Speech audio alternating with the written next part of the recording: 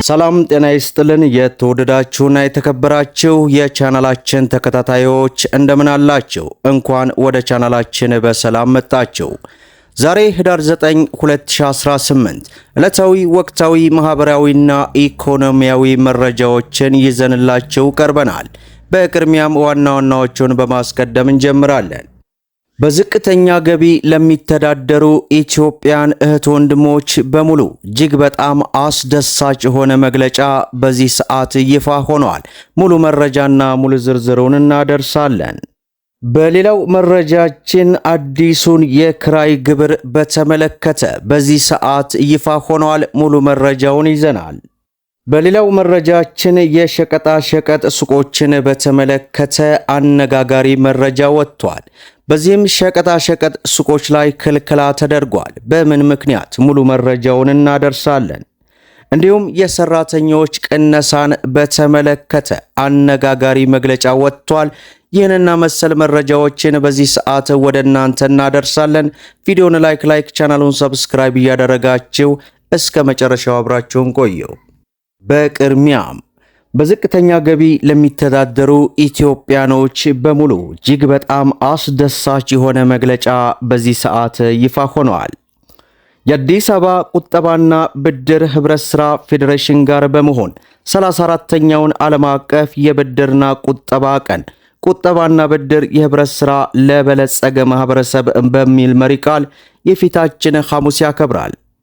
በዓሉን አስመልክቶ ጋዜጣዊ መግለጫ የሰጡት በአዲስ አበባ ህብረት ሥራ ኮሚሽን የፋይናንስ ህብረት ሥራ ልማት ዳይሬክተር ተስፋይ እንደተናገሩት የአዲስ አበባ ከተማ ህብረት ሥራ ኮሚሽን የቁጠባና ብድር ህብረት ሥራ ማህበር አነስተኛና ዝቅተኛ ገቢ ላላቸው የማህበረሰብ ክፍሎች ተመጣጣኝ የብድር ወለድ ያለው አገልግሎት በመስጠት ኢኮኖሚያዊ ችግሮችን እንዲፈቱ እያደረገ ሊገኝ እንደሆነ ገልጸዋል። የቁጠባና ብድር ህብረት ሥራ ማህበራት 1.8 ሚሊዮን አባላትን ያካተቱ ከ1106 በላይ መሰረታዊ የቁጠባና ብድር ማህበራትን የያዙ ናቸው ያሉት ዳይሬክተሩ ማህበሩ የቁጠባና የብድር አገልግሎት በመስጠት 11 ቢሊዮን ካፒታል ማስመዝገቡን ተናግረዋል።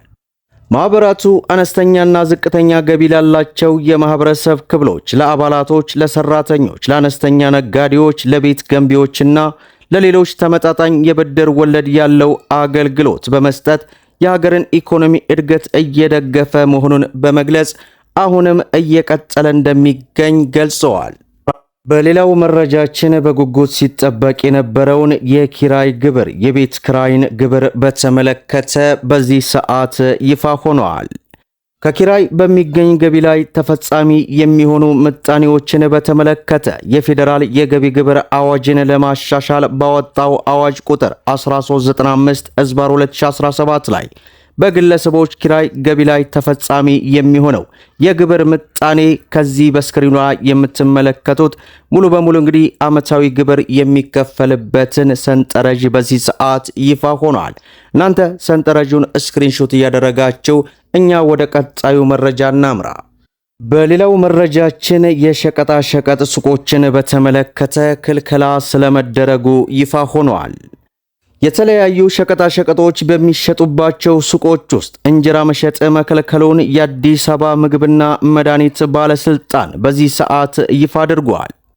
የባለስልጣኑ ምክትል ስራ አስኪያጅ የተለያዩ መርዛማ ነገር፣ ሳሙናና ለጤና ጠንቅ የሆኑ ሸቀጦች በሚሸጡባቸው ሱቆች በቀጥታ ለምግብነት የሚውልን እንጀራና ዳቦ መሸጥ ልክ ስላልሆነ ከዚህ ሰዓት ጀምሮ ሙሉ በሙሉ ክልከላ እንደሚደረግ ይፋ አድርጓል። እንጀራና ዳቦ መሸጥ ያለባቸው በምግብ ቤቶች፣ በዳቦ ቤቶችና በባልትና ወይንም ለዚሁ መሸጫነት በተፈቀደ ቦታ ብቻ መሆኑንም አስረድተዋል። ህብረተሰቡ ለጤና ጠንቅ መሆኑን ተገንዝቦ ተባባሪ እንዲሆንና ጥቆማም እንዲሰጥ የጠየቁት ምክትል ስራ አስኪያጁ ያልተፈቀደላቸው ነጋዴዎችም ሲሸጡ ከተገኙ አስፈላጊውን እርምጃ እንደሚወሰድባቸው አስገንዝበዋል። በሌላው መረጃችን የሰራተኞች ቅነሳን በተመለከተ አነጋጋሪ መግለጫ ወጥቷል። የአዲስ አበባ ዩኒቨርሲቲ የሰራተኛ ምዘናና ምደባ ሊያካሂድ መሆኑን የዩኒቨርሲቲው ተጠባባቂ ፕሬዝዳንት ዶክተር ሳሙኤል ገለጹ።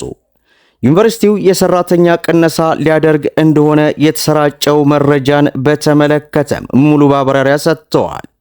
ዩኒቨርሲቲው የ75ኛ ዓመት ኢዮቤልዩ አከባበርና የራስ ገዝነት ሪፎርም አፈጻጸም አስመልክቶ ጋዜጣዊ መግለጫም የሰጠ ሲሆን በዚህም ወደ ራስ ገዝነት የሚያደርገው ሽግግር የእስካሁን ጉዞ ስራው የደረሰበትን ደረጃና ቀጣይ ትኩረት የሚሰጣቸው ጉዳዮች ላይ የዩኒቨርሲቲው ተጠባባቂ ፕሬዝዳንት ዶክተር ሳሙኤል ተናገሩ። በዚህ ወቅት ዶክተር ሳሙኤል እንደገለጹት የሰራተኛ ምደባና ስምሪት ማስፈጸሚያ ማዕቀፍ ተዘጋጅቶ ውይይት ተደርጎበት ወደ ስራ ተገብቷልም ብለዋል። በዚህም የሰራተኛ መልሶ ስምሪትና ምደባ የሚከናወንበት የጊዜ ሰሌዳ ጸድቆ ለሚመለከታቸው አካላት ተልኳል ያሉት ተጠባባቂ ፕሬዝዳንቱ ለሰራተኞች መመዝገቢያና የመረጃ ማጥሪያ ኦንላይን ፎርም ተዘጋጅቶ ምዝገባ ተከናውኗልም ብለዋል። ዶክተር ሳሙኤል እንደገለጹት ከደረጃ 08 በላይ ላሉ 1500 ለሚደርሱ የአስተዳደር ዘርፍ ሰራተኞች ፈተና በመስጠት ብቃትና ውጤታማነትን ማዕከል በማድረግ ምደባ ይሰጣል። ሌሎች ከደረጃ 8 በታች ላሉ የአስተዳደር ዘርፍ ሰራተኞች በሰነድና በነበራቸው የግምገማ ውጤት በውድድር ምደባ እንደሚሰጥ ተጠባባቂ ፕሬዝዳንቱ አመላክተዋል። እንዲሁም የአካዳሚ ሰራተኛ ተመራማሪዎች፣ የአካዳሚክ ቴክኒክ ረዳቶችና በጥቁር አንበሳ ስፔሻላይዝድ ሆስፒታል የጤና ባለሙያዎች በውድድር ላይ የተመሰረተ ልየታ በማድረግ ስምሪት እንደሚሰጥም ተናግረዋል። ተጨማሪ የሰው ኃይል በሚያስፈልግበት ቦታ ላይ የተዘጋጀውን የመውጫ ስትራቴጂ በመመርኮዝ ወደ ስራ የማስገባት ተግባር እንደሚከናወንም ጨምረው ገልጸዋል። ተጠባባቂ ፕሬዝዳንቱ ጋዜጠኞች ዩኒቨርሲቲው ሰራተኞችን ሊቀንስ ነው ተብሎ እየተሰራጨ መረጃ በሚመለከት ላቀረቡላቸው ጥያቄም ምላሽ ሰጥተዋል። በዚህም የተሰራጨው መረጃም ትርጉም የማይሰጥ ነው ሲሉ ገልጸዋል። አክለው በዩኒቨርሲቲው 4000 የአስተዳደር ሰራተኞች ያሉ መሆኑን ጠቅሰው እነሱም በተዘጋጀው የሰራተኛ ስምሪት ውስጥ ተጠቃሚ እንደሚሆኑም አንስተዋል። በዚህም ዩኒቨርሲቲዎች በሁሉም መዋቅር በቂ ሰራተኛ አለ ማለት የተገለጸ ሲሆን እንዲሁም በቅድሚያ ብቃት ያላቸው ሰራተኞችን መያዝ እንዳለባቸው ጠቁመዋል። በሌላው መረጃችን ከሰሞኑ እየተባባሰ የመጣው የሸቀጦች ዋጋ መናር ማባሪያ ያጣ ችግር ሆኖ ቀጥሏል ሲል ሸገር ኤፍኤም በዚህ ሰዓት ይፋ አድርጓል። ነጋዴው ማህበረሰብ ሸቀጦችን ከዋና አከፋፋይ ስናመጣ በውል ባልታወቀ ምክንያት በአንድ ጀንበር የብሮች ጭማሪ ተደርጎበት ነው የሚጠብቀን ይላሉ።